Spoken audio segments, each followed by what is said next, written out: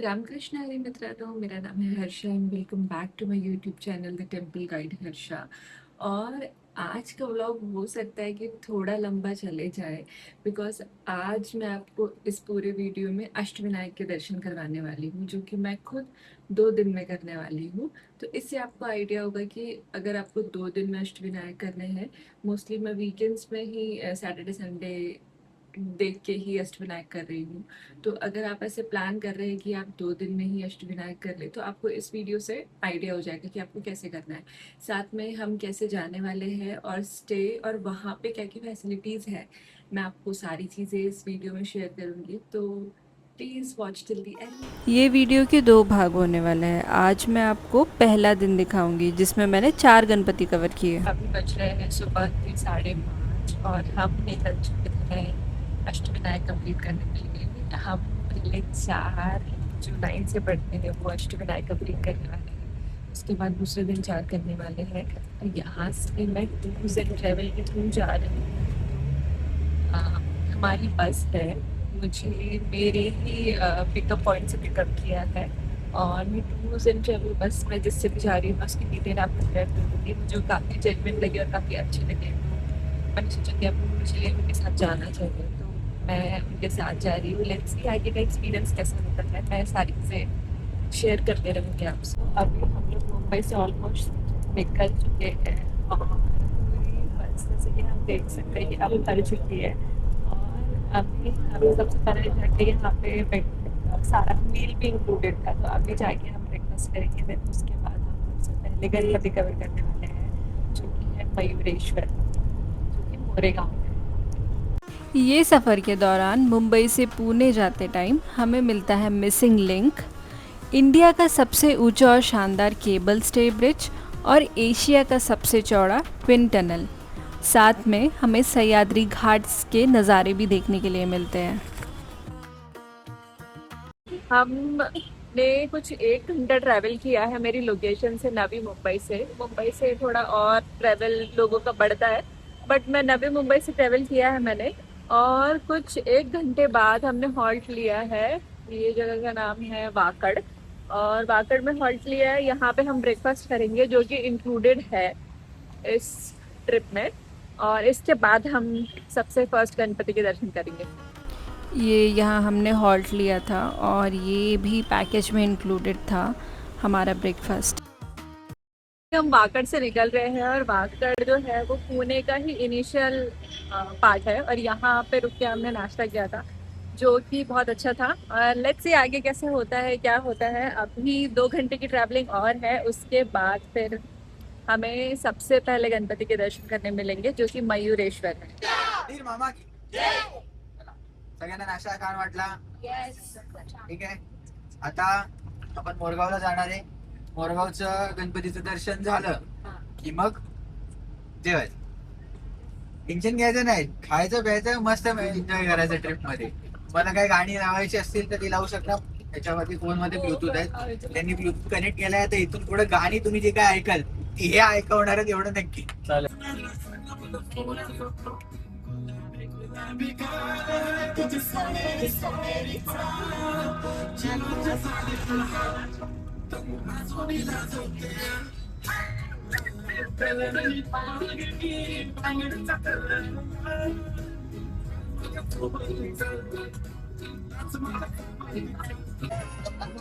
बोपदेव घाट आहे, बोपदेव घाट. अच्छा, ओके। रास्ते में आपको बोपदेव घाट भी मिलेगा, जो कि पुणे का एक बहुत खूबसूरत और लोकप्रिय हिल व्यू पॉइंट है।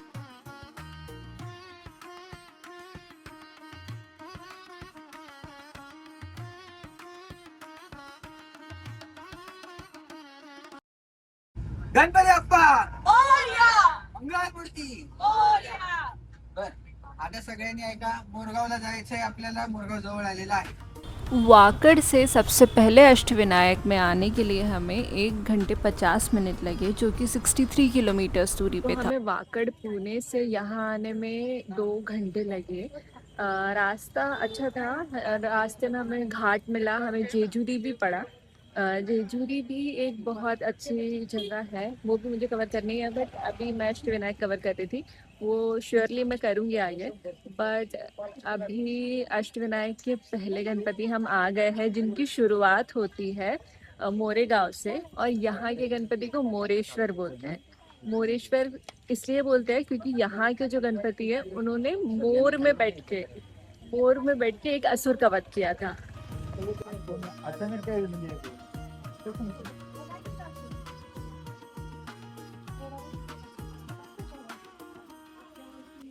तो अभी हम मोरेगांव आ चुके हैं, जो कि यहाँ पे सबसे पहले अष्टविनायक के गणपति चालू होते हैं, मयूरेश्वर गणपति।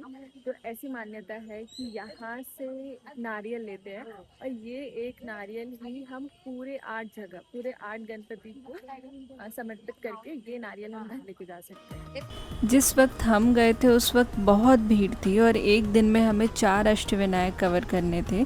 तो आपके पास एक ये भी ऑप्शन है कि आप वहाँ से टिकट खरीद के 100 रुपीज़ की टिकट होती है, 100 रुपीज़ की टिकट खरीद के आप डायरेक्ट दर्शन कर सकते हैं। ये मंदिर की एंट्रेंस थी, और जैसे ही एंट्रेंस में हम घुसेंगे तो आप देख सकते हैं कि जो दूसरे साइड से डोर है वहाँ से दूसरे लोग हैं। हमें शॉर्टकट से ला लिया गया था बिकॉज़ हमने टिकट के 100 रुपीज़ पे किए थे। यहाँ पर उपस्थित बप्पा की मूर्ति स्वयंभू है और पूर्वमुखी है, जिनकी 3 आँखें हैं और सूंड बाईं तरफ है। ये है मंदिर का बैक साइड। उसके बाद दर्शन के बाद हमने आरती परफॉर्म की, छोटी सी पूजा परफॉर्म की ताकि हमारी जर्नी सेफ़ हो। और उसके बाद अभी मैं आपको दिखाती हूँ फ्रंट साइड। तो ये है मंदिर का फ्रंट साइड।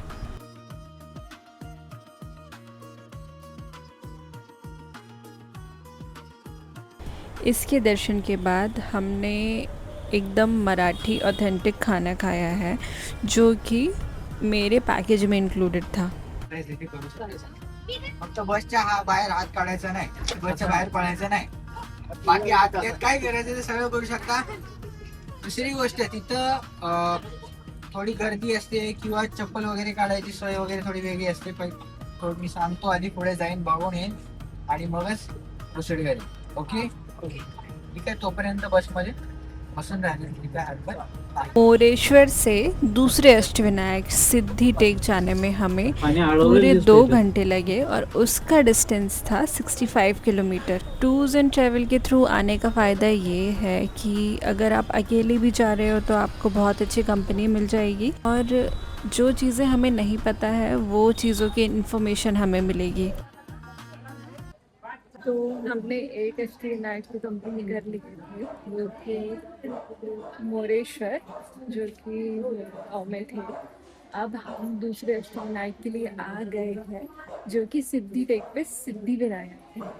तो वहाँ से यहाँ का डिस्टेंस हमें कुल 2 घंटे लगे हैं यहाँ आने में, और बाकी रास्ता ठीक है, लाइक उतना हेक्टिक कुछ लगता नहीं, और हम लोग तो सब सो के ही आ रहे हैं बिकॉज अभी सुबह से उठे हैं तो काफ़ी थक गए हैं। बट ये काफ़ी अच्छा प्लान है कि आप टूर्स एंड ट्रैवल के थ्रू आओ तो आपको सारी फैसिलिटीज़ मिल जाती है, कुछ देखना नहीं पड़ता है।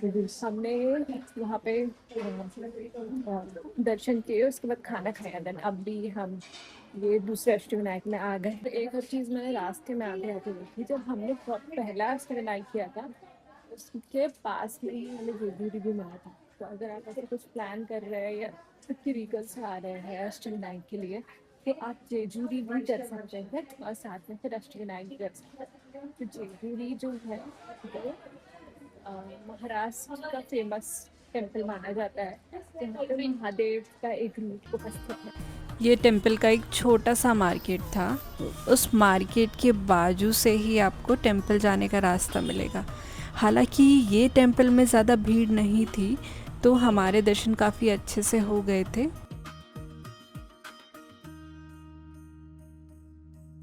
ये मंदिर भीमा नदी के तट पर स्थित है।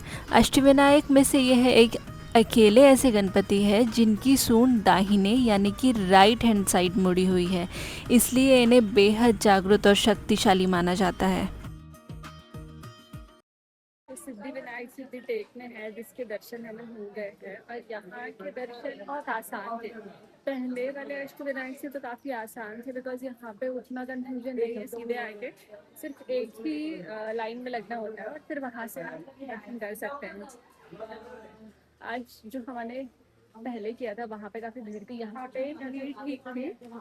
और सबसे अच्छी चीज़ की यहाँ की जो कथा है वो भगवान विष्णु से रिलेटेड है और जो भी कथा है और स्टोरी है मैं इसलिए इस वीडियो में नहीं बता रही बिकॉज ये वीडियो बहुत बड़ी हो जाएगी अगर मैं एक एक बताने लगी। इस वजह से ही मैंने डिसाइड किया था कि ये जो कथा वाला सेक्शन है ये मैं शॉर्ट्स में आपको सीरीज़ के एपिसोड वाइज आपको बताऊंगी, तो थोड़े दिन में मैं वो भी रिलीज करूंगी तो आप जरूर देखें। आप देख रहे हैं ये है नारियल।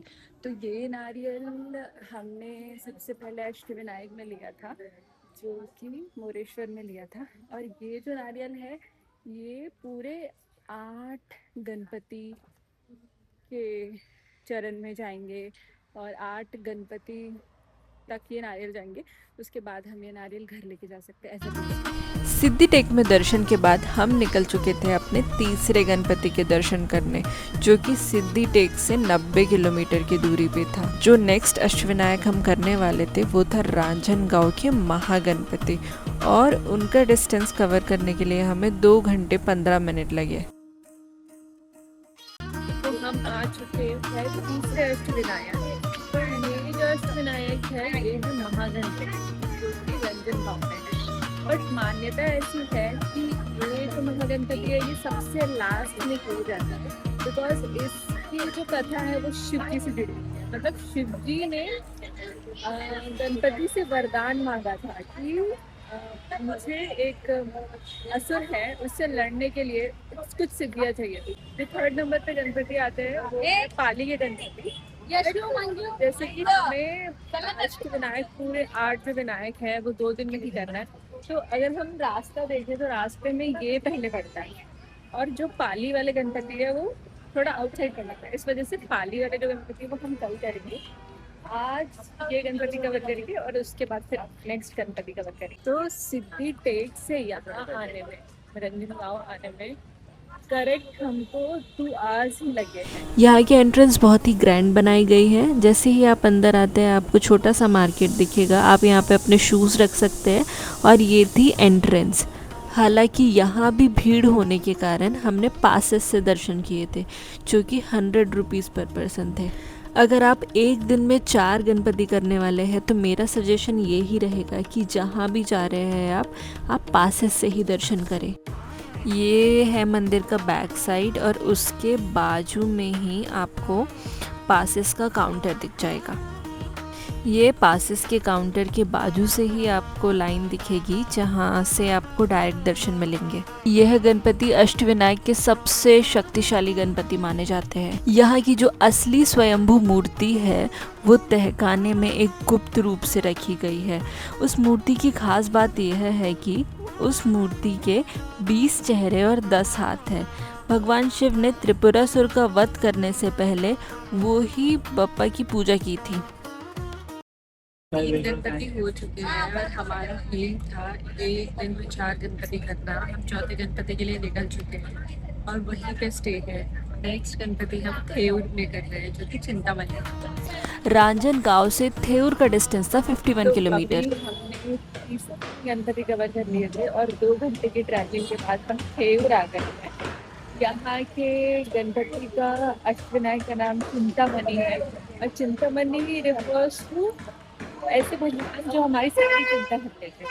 तो 2 घंटे की ट्रैवलिंग के बाद हम थेऊर आए हैं। मान्यताओं के अनुसार जो थेऊर के चिंतामणि वो हमें 5वें नंबर पे करने पड़ते हैं, बट बिकॉज ये लाइन से है और हमको 2 दिन में ही अष्टविनायक करने हैं तो हम ऐसे लाइन से नहीं करते।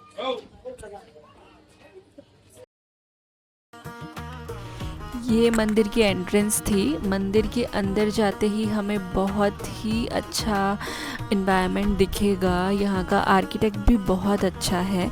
हालांकि यहाँ पे सफाई का भी बहुत ज़्यादा ध्यान दिया गया है। पर्सनली दिन में मैंने 4 गणपति करे, उसमें थेऊर मेरा पर्सनल फेवरेट था बिकॉज़ यहाँ पे फैसिलिटी भी बहुत अच्छी थी और दर्शन भी बहुत अच्छे हुए।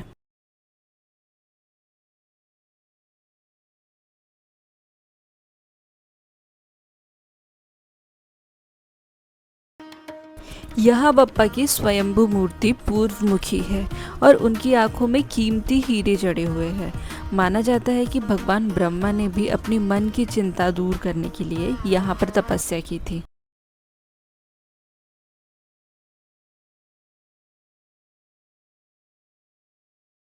तो मैं टूर्स एंड ट्रैवल के साथ आई हूँ, तो मेरा रुकने का भी लाइक उन्हीं ही लोग देखते हैं जो भी टूर्स एंड ट्रैवल के साथ आता है। बट मुझे यहाँ पे कुछ भक्त निवास के बोर्ड दिखे जो मैं शेयर कर रही हूँ। और आज जैसे मैंने फॉलो किया है 1 से लेके 4 गणपति, जो 4 गणपति वो रास्ते में ही थे, वैसे आप भी सेम कवर कर सकते हो। और मैं जिस होटल में रुकूंगी, अगर मुझे वो अच्छा लगा तो मैं वो भी शेयर करूंगी। बट यहाँ पे मुझे रास्ते में ही काफ़ी सारे भक्त निवास दिखे थे और काफ़ी अच्छी अच्छी चीज़ें दिखी थी। और थेऊर ऐसा है कि आप यहाँ पे आके रुक सकते हैं, मतलब मुझे काफ़ी सेफ। और जितने भी अभी तक चिंतामणि गए, जितने भी अभी तक अष्टविनायक करे हैं, उसमें से ये थोड़ा वेल मेंटेन्ड है। आप जैसे ही गणपति मंदिर के बाहर निकलेंगे तो आपको जस्ट बाजू में शिवलिंग दिखेगी और साथ में यहाँ पे दक्षिण मुखी हनुमान मंदिर भी है। मैं दिखाती हूँ।